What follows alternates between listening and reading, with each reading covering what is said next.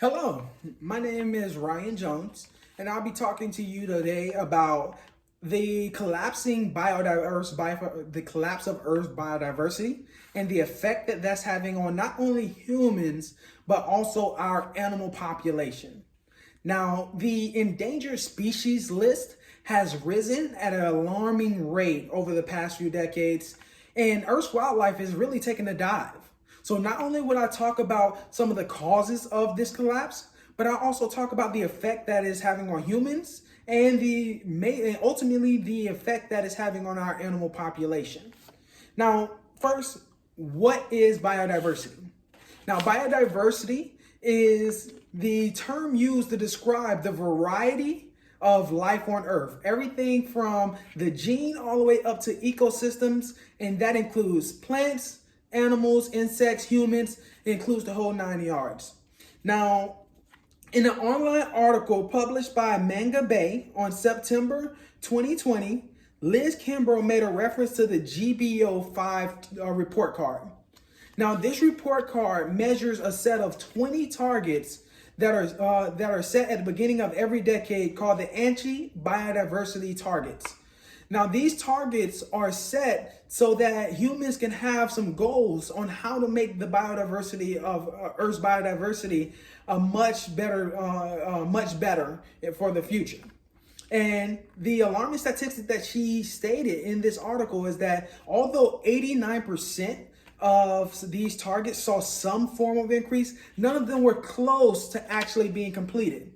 Now, what that tells me is that while Earth's biodiversity is important enough for us to set up targets to meet and goals to meet, we're not taking the steps necessary to actually meet that, and that's putting us at a disadvantage as well as in danger as far as Earth's future go. Now, I've talked a little bit about how Earth's biodiversity is being affected, but how is this affecting humans? Now, in Katrin Ernhorn's article that was published in September 2020 by the New York Times, she touches on a few things that actually shows how this is being, how humans have a hand in the decrease of the biodiversity, but how it's also coming back and affecting us as a whole. Now, when you look at things like climate change, the food supply shortage, you look at, oxygen because of deforestation, as well as the overfishing of our bodies of water. These are all things that are contributing to the collapse of Earth's biodiversity and in return coming back on us. Take the coronavirus, for example. This is a zoonotic disease that is assumed to come from bats.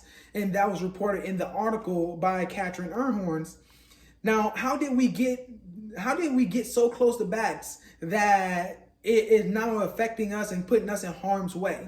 Deforestation is pushing us further into the wildlife territory, which is bringing us closer to those animals and diseases that we wouldn't typically have any fear over or wouldn't be in harm's way of. So now, what is that doing for our animal population? Things like deforestation and, of course, climate change. What happened is CBS News reported an article in September of 2020, and it was reported by Sophie Lewis, and she gave us some alarming statistics. 70% of the animal population has declined in the last 50 years. A 70% alarming statistic. And then the endangered species list has grown to over 1 million. And that includes about 500,000 animal species, as well as about 500,000 plants and insects. And this list is growing, and it's going to be so big to a point to where we're going to lose the majority of the species that live here on Earth with us. Now, why is this important? Now, when you lose an animal species, it not only affects that species population, but it also affects the ecosystem. So the prey that animal may prey on, or even though that animal who was prey for a specific predator, now the food chain is being affected. And not only the food chain, maybe that animal contributes to the actual ecosystem itself, which is now not getting the nutrients that it needs to sustain life. So In conclusion, what that means is that the Earth's biodiversity is in trouble. And what I want to challenge you to do is find out what you can do to help push us in the right direction and meet these goals, and of course make Earth not only a safer place, but a better place for humans themselves and the animal species that live here with us.